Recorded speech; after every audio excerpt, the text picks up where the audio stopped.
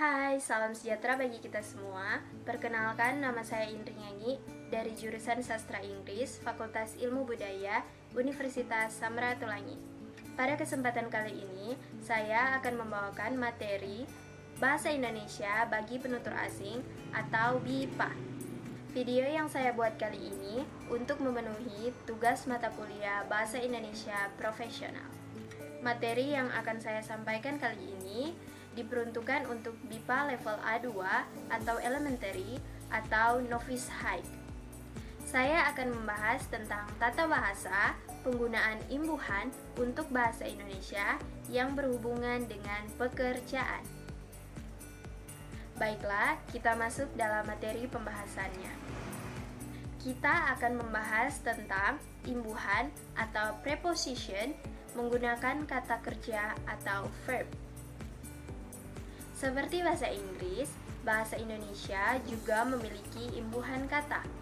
Kata yang berimbuhan harus memiliki kata dasar. Kata dasar adalah kata yang belum memiliki imbuhan, sehingga belum mengalami perubahan bentuk dan makna. Baiklah, kita masuk pada bagian pertama. Dalam bahasa Indonesia memiliki imbuhan me.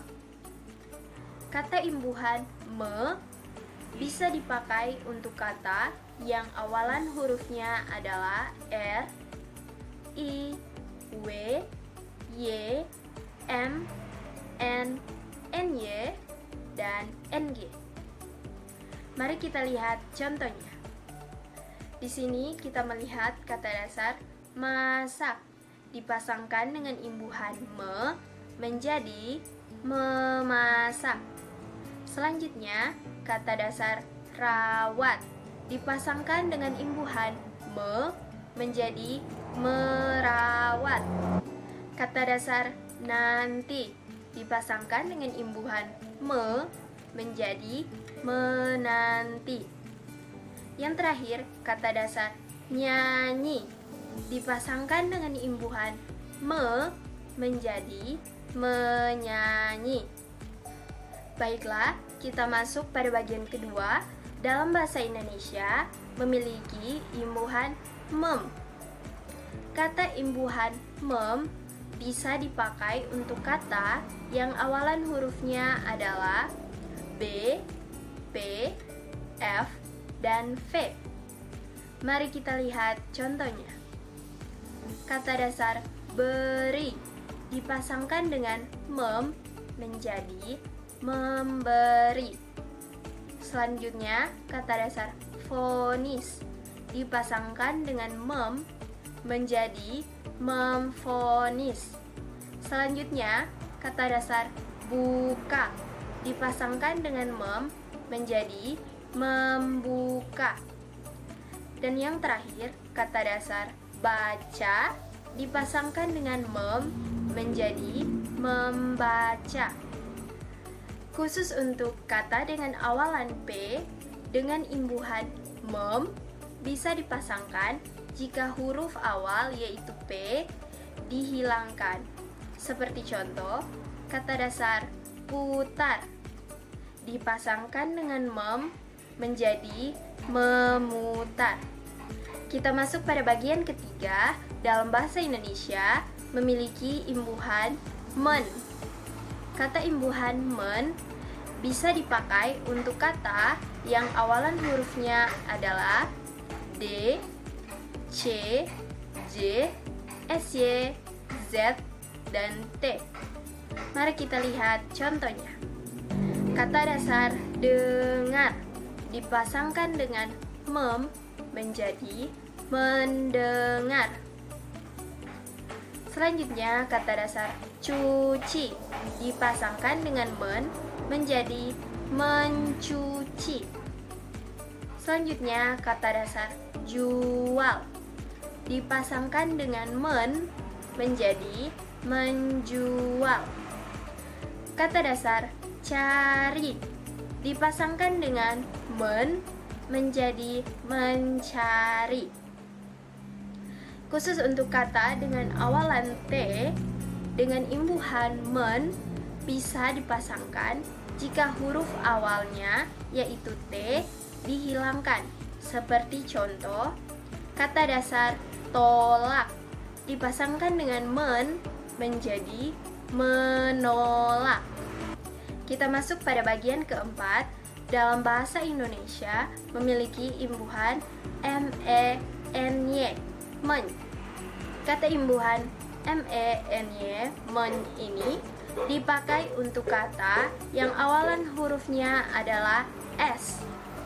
Khusus untuk kata dengan awalan S dengan imbuhan MENY, men ini bisa dipasangkan jika huruf awal yaitu S dihilangkan.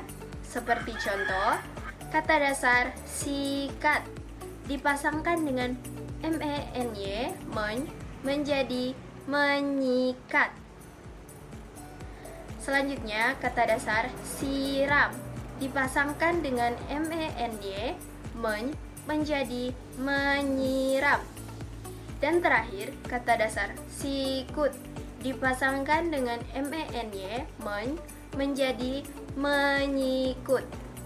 Kita masuk pada bagian kelima. Dalam bahasa Indonesia memiliki imbuhan meng. Kata imbuhan meng bisa dipakai untuk kata yang awalan hurufnya adalah G, H, KH, K, A, I, U, E, dan O. Mari kita lihat contohnya. Kata dasar ajak dipasangkan dengan meng menjadi mengajak. Selanjutnya, kata dasar usir dipasangkan dengan meng menjadi mengusir. Kata dasar hitung dipasangkan dengan meng menjadi menghitung. Kata dasar eja dipasangkan dengan meng menjadi mengeja. Selanjutnya, kita masuk pada bagian terakhir, bagian keenam.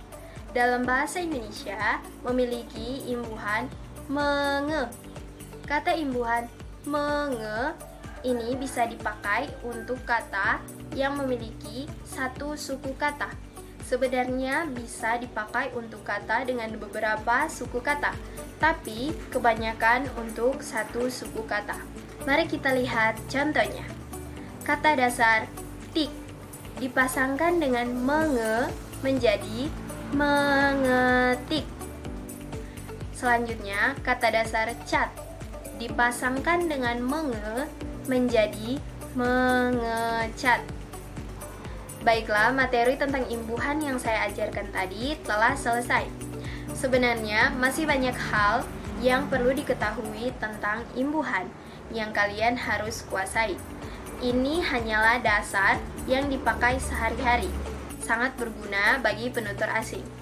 Saya pikir ini sangat cukup untuk penutur asing dengan level A2 atau elementary atau novice high. Saya harap ini bisa memberikan edukasi dan bisa dipahami oleh penutur asing yang melihat dan menonton video ini.